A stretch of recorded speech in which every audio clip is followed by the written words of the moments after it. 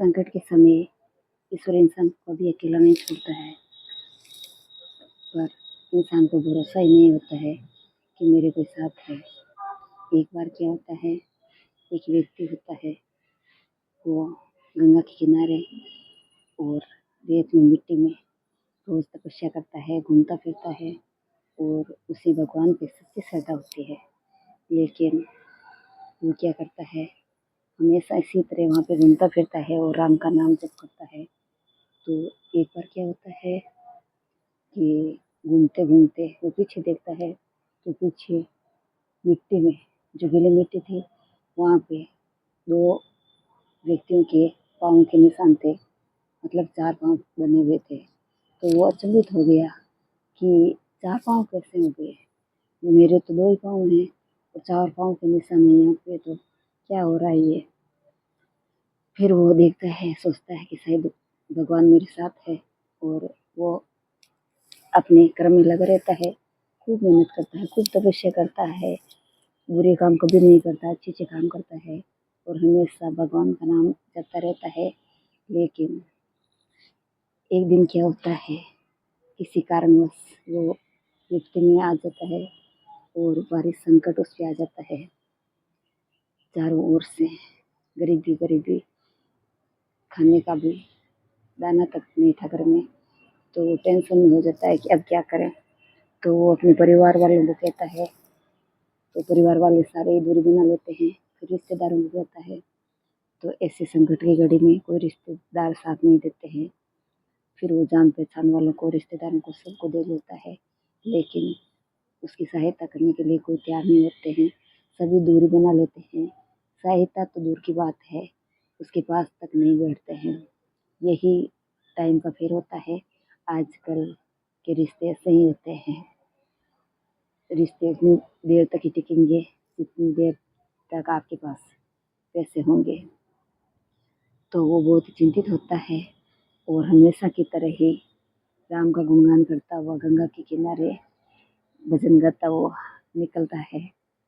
और ऐसे ही अचानक ही पीछे देख लेता है।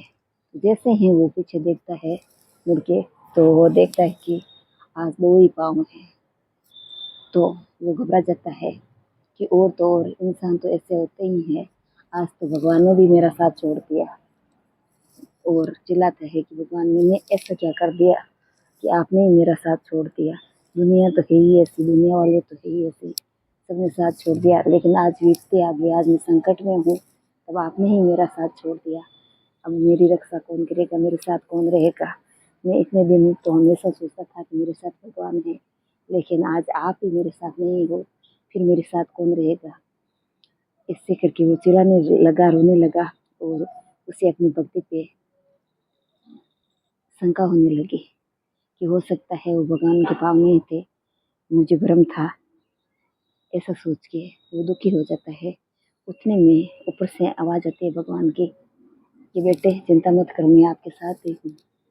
तब वो पूछता है कि तो फिर 2 ही पाँव कैसे, 4 पाँव क्यों नहीं है? आपके पाँव कहाँ पे है? आपके पाँव गायब है क्या? तब भगवान कहते हैं कि नहीं नहीं बच्चे, ये तेरे पाँव नहीं है, ये तो मेरे पाँव हैं। मैंने आपको गोद में ले लिया क्योंकि आप दुखी थे, चिंतित थे, आप परेशान थे, चलने के लायक ही नहीं थे, फिर भी आप चले जा रहे थे। तो मैंने देखा कि मेरा भक्त है जो दुखी है, चिंतित है, इसलिए मैंने आपको गोद में उठा लिया। तो ऐसे ही यदि दुख के समय हम भगवान को कोसते रहते हैं, उन पे सच्ची श्रद्धा हो, तो भगवान तो हमेशा हमारे साथ रहते हैं। हमें चिंता नहीं करनी चाहिए, फिक्र नहीं करनी चाहिए और पूर्ण भरोसा बनाए हुए रखना चाहिए ईश्वर का। आजकल हम देखते हैं कि लोगों पे थोड़ा सा संकट आ जाता है और भागने लगते हैं, अपने जीवन से हाथ धो बैठते हैं। ऐसा नहीं करना चाहिए। उनको अपने पे, अपने भगवान पे पूर्ण विश्वास रखना चाहिए। यदि आप अपने भगवान पे विश्वास रखेंगे तो निश्चित ही आपका भगवान साथ देंगे और सब अच्छा होगा।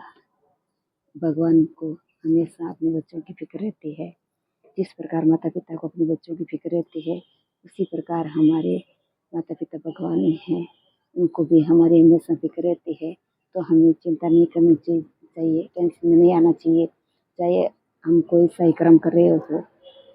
हम काम धंधा कर रहे हो, चाहे पढ़ाई कर रहे हो, चाहे कोई दूसरा काम कर रहे हो, तो हमें चिंता नहीं करनी चाहिए और हमें पूर्ण श्रद्धा के साथ, विश्वास के साथ ईश्वर का नाम लेना चाहिए, उन पे विश्वास रखना चाहिए। तो निश्चित ही हमारा साथ भगवान देंगे और वो संकट है जो पल भर में गायब हो जाएगा, थोड़े ही दिनों में गायब हो जाएगा। तो हमें विश्वास बनाए रखना है और भगवान पे पूर्ण श्रद्धा रखनी है। जो व्यक्ति भगवान पे पूर्ण श्रद्धा रखते हैं उसको भगवान कभी हारने नहीं देते हैं और जिन्हें पूर्ण श्रद्धा नहीं होती है वो हमेशा इसी माया जाल के उधेड़ बुन में फंसे रहते हैं और एक दिन असफल होके इस दुनिया से पलायन कर जाते हैं, क्योंकि उनको भगवान पे भरोसा ही नहीं था। तो भगवान सोचते हैं कि इनको हम पे भरोसा ही नहीं है तो हम क्या इनकी मदद करें। तो हमें हमेशा पूर्ण विश्वास के साथ भगवान का नाम स्मरण करना चाहिए, उन पे पूर्ण भरोसा रखना चाहिए, इस दुनिया के माया जाल से घबराना नहीं चाहिए।